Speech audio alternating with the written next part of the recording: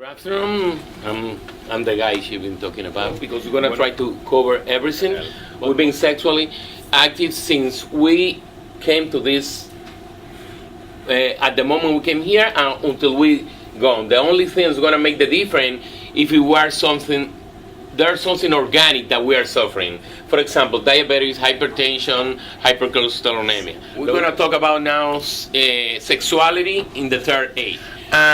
Aging itself does not lead to cessation of sexual activity. Rather, medical condition, psychological, and social problem gonna interfere with the normal expression of the sexuality. We've been talking at the beginning regarding the diabetes, cholesterol, hypertension, or even someone that have a back pain or any kind of surgical replacement of the hip. Is gonna interfere because if you have pain, you are not able to engage in some types of activity. Yeah? Also medications. Of course, there's some hypertension medication or something antidepressant that can lead to organic misfunction of the sexual activity. But this is all the important things of the medicine that we are doing now is so different than before. Before, if the doctor told to you, oh, you need to take this pill 3 times a day. That's it. That's what the doctor say. But now it's different. Now there's only one person responsible of your health, and yourself. If the doctor tells you need to take this and this, why? Why? Because if something happened, I need to be able to ask doctor, this and this has happened. The problem is the medicine has been changed in the last few years. Before, the doctor had more time. It's 45 to 1 hour to talk with the patient. Because health is not only the absence of disease. Health is the mental and body, and it's a complete whole thing. And sometimes you want to talk to your doctor. I have patients that go to the emergency room with chest pain. If they go 10 times with chest pain, the 10 times they need to do the same lab, blood work, to make sure it's nothing from the heart. But if you take the time to talk with this patient, and this patient say, you know what, my daughter is in drug, my son go on Friday and don't come until Wednesday, this person is not healthy. Even they don't have blood pressure or don't have any other medical problem. I encourage the patient, before you go to your doctor, write down all the questions that you have, because at the moment you get in, you're gonna forget. The next question is, do the elderly talk about sex? Does sex worry them? And do the elderly have sex? Sometimes we don't think about our parents, our family are having sex, but it's totally normal. What happens is we always have some kind of morality regarding this, or the taboos, and if we don't work with the taboo, we're gonna pass on to our son, to our grandson. This is a joke, no offense, Josefa, but were we friends, family member, husband and wife, or what? And let me tell you, that's true. Sometimes when you have your son, you all be working for the son, for the kids, you bring the food, the wife help with the homework and everything. At the moment these kids go to college, you're gonna be too estranged. In that small apartment, you're gonna be too estranged because most of the time we're always working for the kids, go to the school, or I need to do the laundry, okay, I do the shopping. But the idea is trying to do something with your partner. Let's gonna split the job, but let's gonna try to do something together.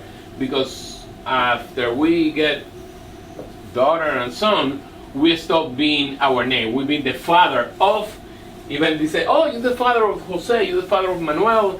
This happened. Regarding my opinion personal, there is a lot of taboo.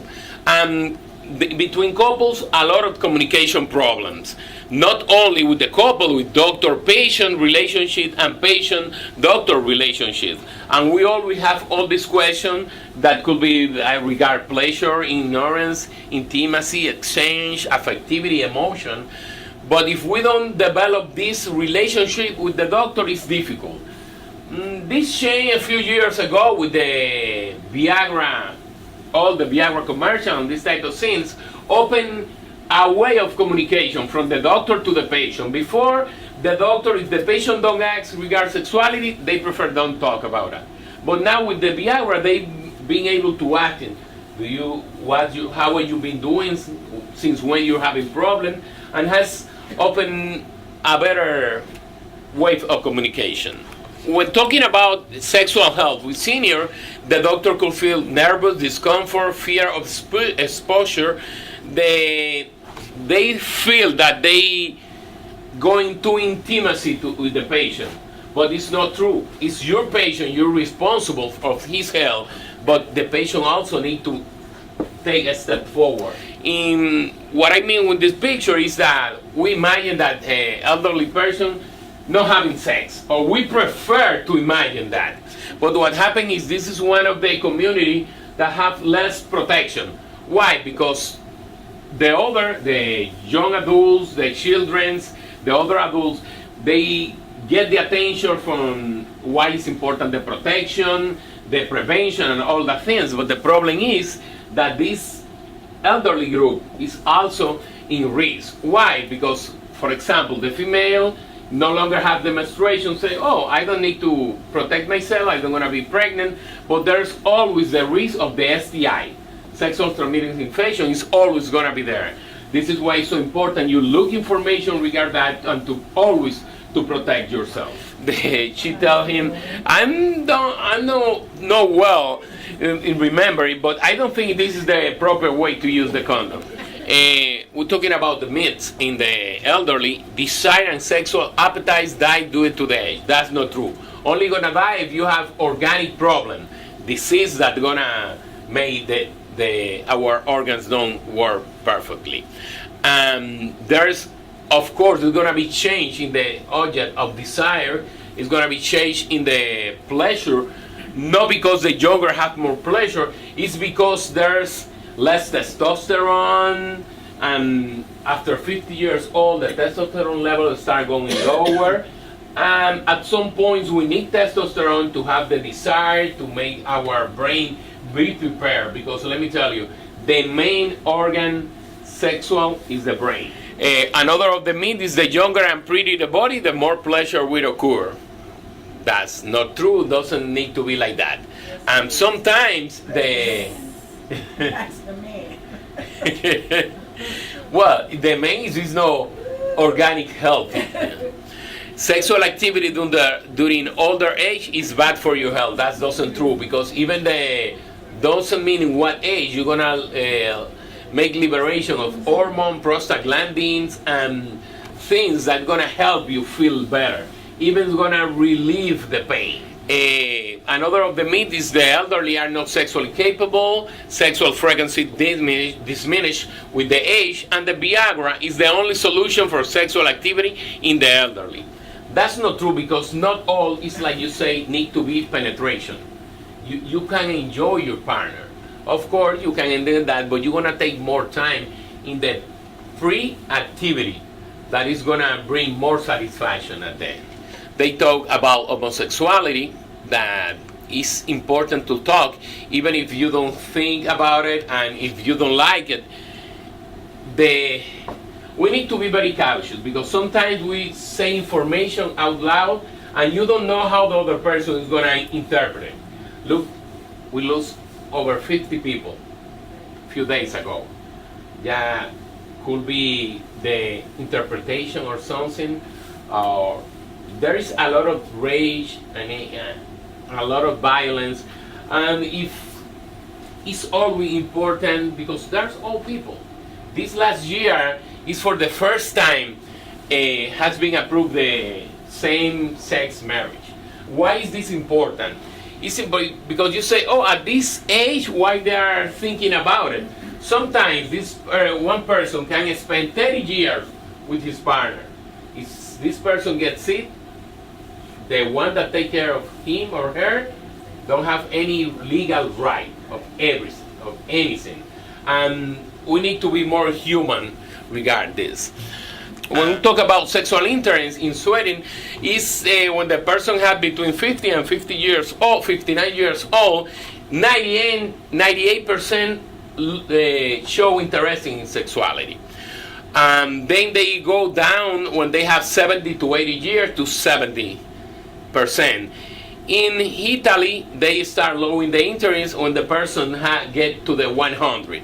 And United States, 75 to 85 years old is around 50% that look interest. In the same question, but by gender, we see that men 75 to 85 years old, 41 over 40 have some interest in sexuality. But the woman 75 to 85 years old, only 11.4. This is organically correctly. Why? Because sometimes after the menopause, the levels of the estrogen and progesterone are so low that after every sexual activity is going to be too much irritation. And this irritation is going to take like 2 to 3 to 4 days to heal. And sometimes unconsciously, she's going to prefer, no, let's go to I have a headache. No, let's going to talk to thee about tomorrow, or I'm already sleeping. And that's happened. This is one of the most common things that happen in the consultation, in the sex therapy, is they don't are in the same page. But that's always because the women, the female, maturate is going to get more conscious earlier than the men. The men at 15 years, woman is already into high heels, color, but a kid of 15 years want to play, ride bicycle, are in another sense. The same happen at the end, even they are still interested in the sexuality, is the female don't have the hormone, don't gonna be into that. There is a slow sexual response, less pre-ejaculation fluid, and less strength of ejaculation, and diminished libido. That is because of the low production of testosterone and the lower volume of the testicle. The repercussion for that in the relationship is sometimes the female feel, he no love me anymore because he have less strength in the erection or have less ejaculation volume and have nothing to do with the love, or if the guy is in love with another person, have to do with the normal process that we all need to go through when we are aging.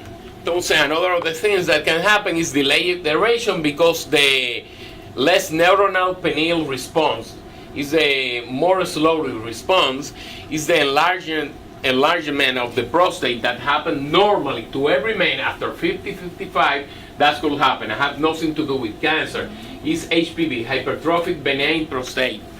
They're gonna have less contractibility and less volume and force during the ejaculation. Once we've been talking before, that sometimes can be misunderstood that there is no love.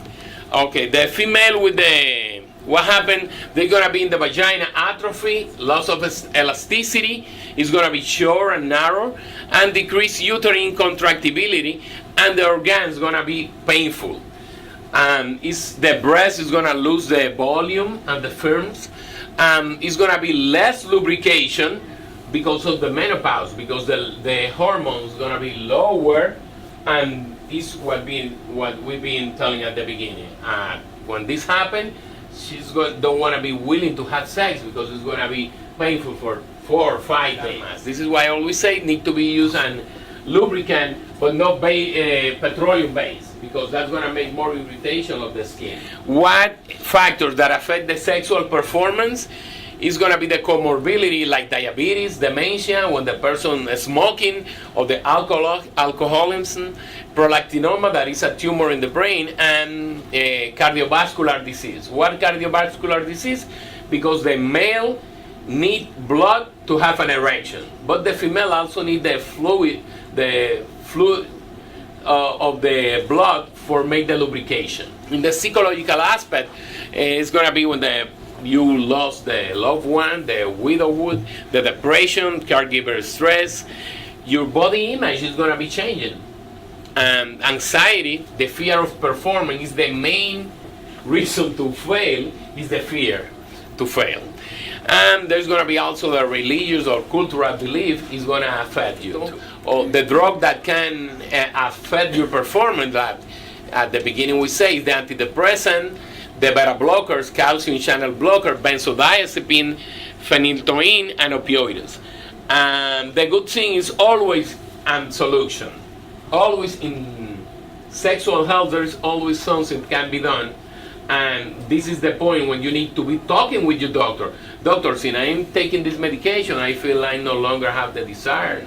Human sexuality is the only specialty in medicine that there is always something that you can do for the patient. At the beginning, psychological treatment, oral treatment, injection, there's a lot of things. If none of that works, you can even have a penile prosthesis. The consultation in sexuality, 90% is talking about erectile dysfunction.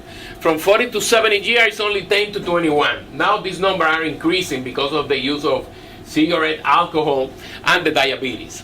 But after 75, almost 75%, 95% of the person, the male has erectile dysfunction. Why? The diabetes, they used to be a smoker, and the problem cardiovascular. When we talk about the causes of the erectile dysfunction, is the medication, psychiatric disease, cardiovascular, but the main one is diabetes mellitus. I've been talking about the therapy, what options are. Is phosphodiesterase, is of the three medication we'll talk is Viagra, Levitra, Cialis, and there's gonna improve the erection, but they don't gonna give you the desire to have sex. They don't gonna affect the libido. If you take one like a man and sitting to reading the news or the sport, nothing gonna happen. You need to have the stimulation in order to get an erection. And the another thing is joint being, apomorphine, and alprostadil. With the alprostadil is the medication I've been telling you before. They use to inject in the penis. But now they make some chemical change, and you can just drop just a few drops inside of the urinary meatus in the male organ, and they gonna get the erection. This has been used for last 10 months in Europe, and here we're expecting like in 18 months they're gonna have the approval for the FDA.